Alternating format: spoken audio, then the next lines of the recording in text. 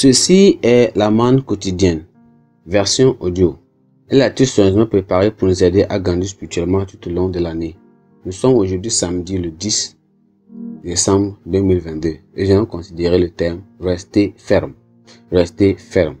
Nous allons prier. Père, nous te remercions, nous te glorifions aujourd'hui pour d'avoir donné cette journée pour pouvoir écouter ta parole. Nous prions, Seigneur, que tu nous aides.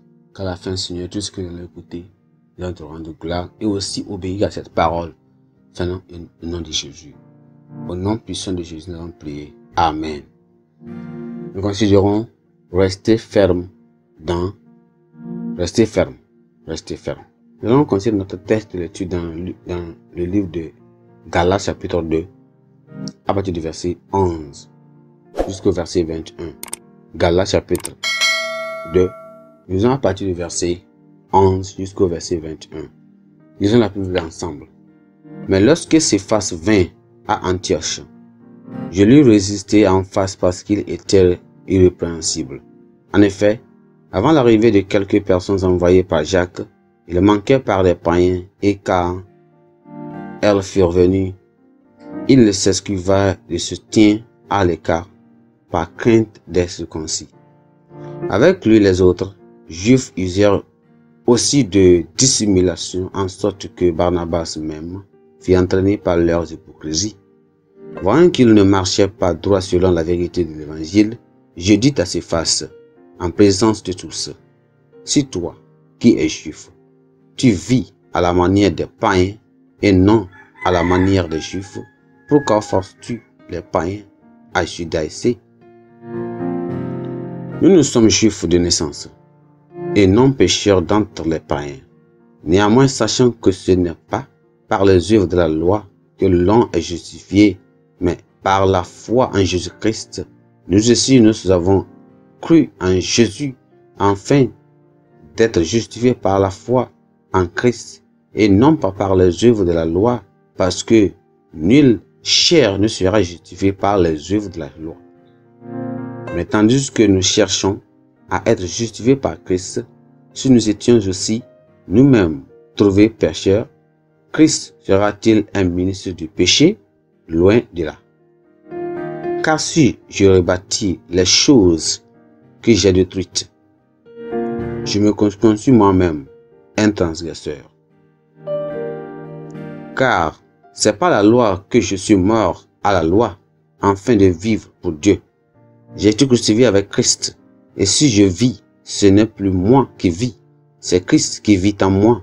Et si je vis maintenant, c'est dans la chair. Mais si je vis dans la foi au Fils de Dieu qui m'a aimé et qui s'est livré lui-même pour moi.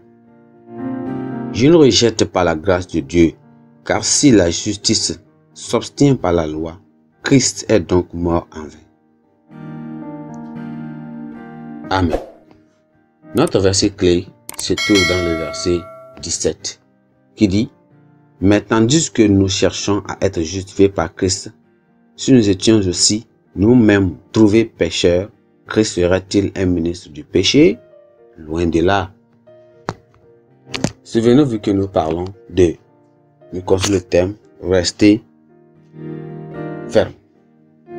Allons-y dans le message d'aujourd'hui. Traiter nos différences profondes entre dirigeants chrétiens met à la lumière notre situation réelle vis-à-vis du royaume de Dieu. Les remarques ancêtres qui en découlent vont-elles donner lieu à des querelles charnelles? Les oppositions entre nos diverses opinions personnelles ne ramèneront-ils pas aux voies du monde? Les controverses seront-elles si graves qu'elles nous amèneront à des déclarations regrettables, indignes d'authentiques chrétiennes? Ou devons-nous laisser les désaccords nous faire fuir l'Église et briser l'unité de la nation de Dieu? Un test similaire s'est produit entre Pierre et Paul, piliers de l'Église primitive. Pierre, qui avait prêché la puissance de la foi inconditionnelle en Christ, comme la voie du salut, sans pour autant respecter les ordonnances juives, a alors fait volte-face. À Antioche, loin de Jérusalem, il a commencé à fuir les païens convertis par peur des Juifs quand ceux-ci ont arrivé du quartier général de Jérusalem. Il avait pourtant fréquenté les gentils ou bien les non-juifs jusque-là. Son comportement signifiait alors que le christianisme ne serait pas après tout qu'un club de l'usage exclusif des Juifs. Paul a fermement contré cette position hypocrite de Pierre parce qu'elle aurait détruit l'enseignement de l'évangile de Jésus-Christ selon lequel tous ceux qui croient en Christ sont un.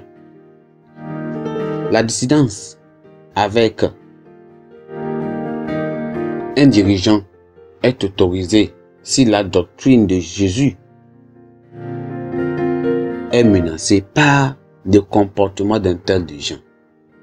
Nous sommes sauvés par la grâce à travers l'œuvre complète de notre Seigneur Jésus et non pas par un système juridique consistant de respecter les conventions sociales comme suggéré par la démonstration de Pierre à Antioche. L'évangile de Jésus doit être protégé par la corruption. Cependant, le désaccord entre les deux apôtres bien-aimés n'était pas personnel. Il se fit toujours pour que la vérité à laquelle ils souscrivaient tous les deux soit préservée. Il ne doit y avoir aucune amertume parmi nous quand nous nous cherchons à ce que la vérité prenne le dessus. Le Seigneur nous aide vraiment à écouter à ses paroles lorsque il nous parle et toujours mettre en pratique. Amen. Prions. Seigneur, nous te remercions pour cette parole aujourd'hui. Merci pour cette opportunité que tu nous as donné d'écouter cette parole et surtout mettre en pratique. Nous demandons, Seigneur, la vérité, la connaissance de la vérité, afin que, Seigneur, nous ne soyons jamais emportés par les doctrines qui ne sont pas selon la justice et selon le ciel. Nous prions, Seigneur, pour l'audace, la grâce de toujours savoir lutter pour la foi, toutefois dans l'amour et dans la paix. Nous demandons, Seigneur Dieu, l'esprit de puissance, qui chasse toutes les timidités et les craintes de notre vie. Seigneur, nous prions pour que la grâce de toujours mener une lutte pour la foi comme un vrai ou comme de vrais ministres de Dieu. Merci Seigneur parce que tu nous as exaucés. Au nom précieux de Jésus, nous avons prié. Amen. Notre pensée du jour dit, ne faites pas volte-face. Ne faites pas volte-face concernant les vérités de l'évangile. Ne faites pas volte-face concernant les vérités de l'évangile. Ne faites pas les volte-face concernant les vérités de Dieu. Notre lecture biblique se trouve aujourd'hui dans le livre de Jonas, chapitre 1 jusqu'au chapitre 4. Merci, que Dieu vous bénisse. Amen.